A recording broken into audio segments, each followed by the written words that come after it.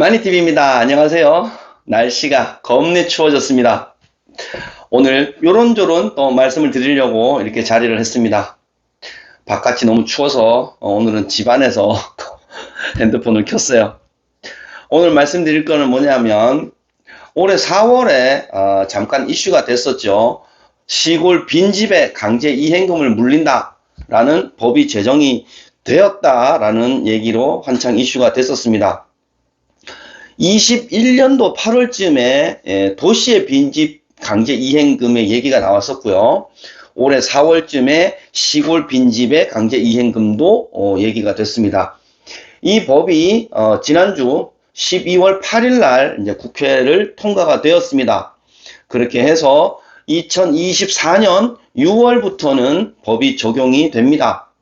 그러면 뭐가 달라질까요? 이 부분에 대해서 자세히 알아보겠습니다.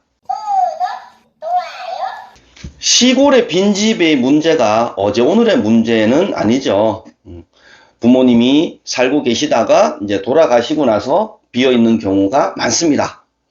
자녀분들은 도시에서 살고 그렇다 보니까 이 집을 팔기도 못하고 또 자녀분들이 내려와서 살지도 못할 상황이고 그러다 보니까 그냥 비어 있는 거예요.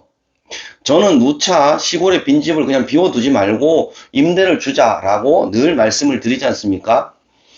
5년 뒤에 10년 뒤에 내려올 계획이 있으시면 5년 10년 동안은 세를 주자는 거죠.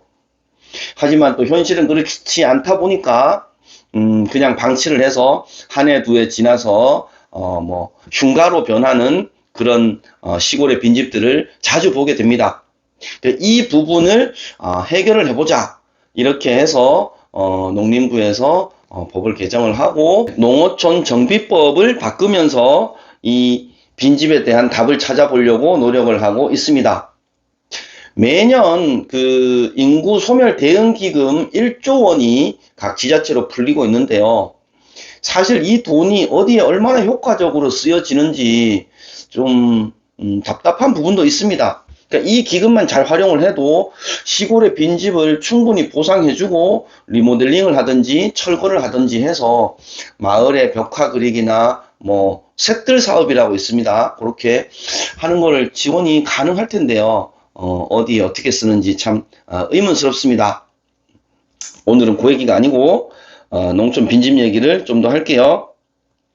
자, 요는 그래서 이 집이 비어 있는 것, 1년 동안 거주를 안 하고 방치되는 빈집들에 대한 어떻게 하면 좋을까? 그래서 이거를 강제 이행금이라는 이름을 붙여서 그냥 두지 말고 잘 활용을 하자. 그냥 두면 벌금을 물린다. 이런 얘기입니다. 강제 이행금은 1년에 2번 최대 500만 원씩 해서 1년에 1000만 원 미만까지 강제 이행금을 물릴 수가 있습니다. 이 법이 농림부에서 제출을 했고 12월 8일에 통과가 되어서 내년 6월부터는 이제 시행이 된다고 말씀을 드렸잖아요. 현재 시골에 빈집이 한 6만 채가 넘습니다. 그래서 이 빈집들은 두고두고 사회적 문제가 되고 있는 게 현실입니다. 이 빈집을 그러면 어떻게 할 거냐? 이 부분도 명시가 되어 있는데요.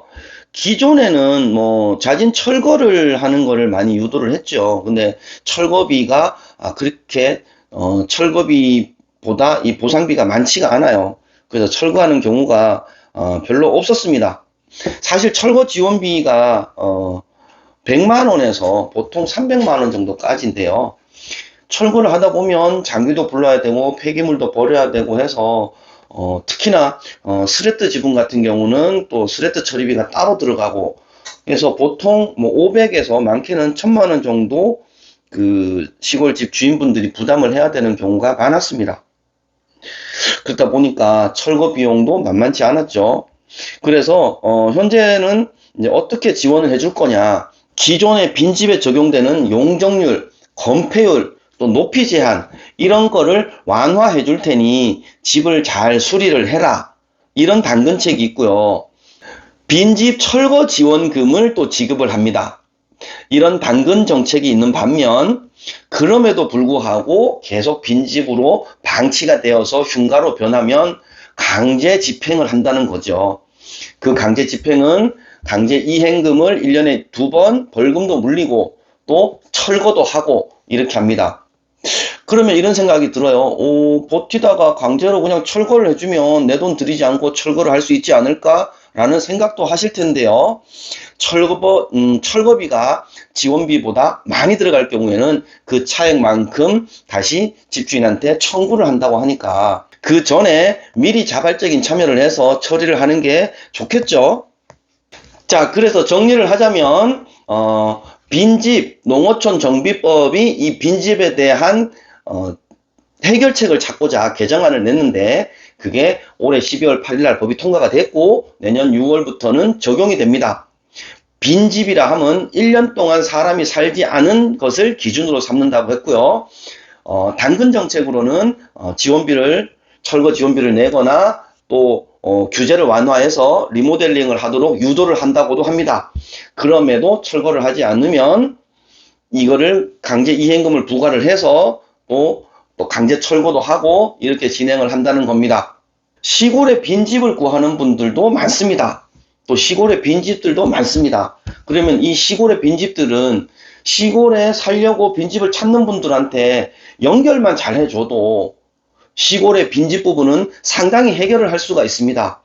그래서 빈집을 해결하는 부분이 꼭 철거만이 아니라 시골 와서 살려고 하는 분들에게 연결시켜주는 이 과정, 이 부분도 하나의 방법이니까요. 충분히 정책적으로 활용을 하면 좋겠습니다.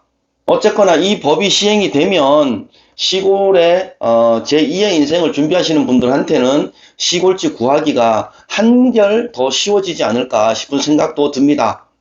지금 이 방송을 보고 계시면서 시골에 빈집을 갖고 계신 분들은 계속 방치를 했다가는 나중에 나한테 불이익이 올 수도 있으니까 미리미리 임대를 주시든지 또 철거를 하시든지 방법을 찾아보시면 좋겠습니다.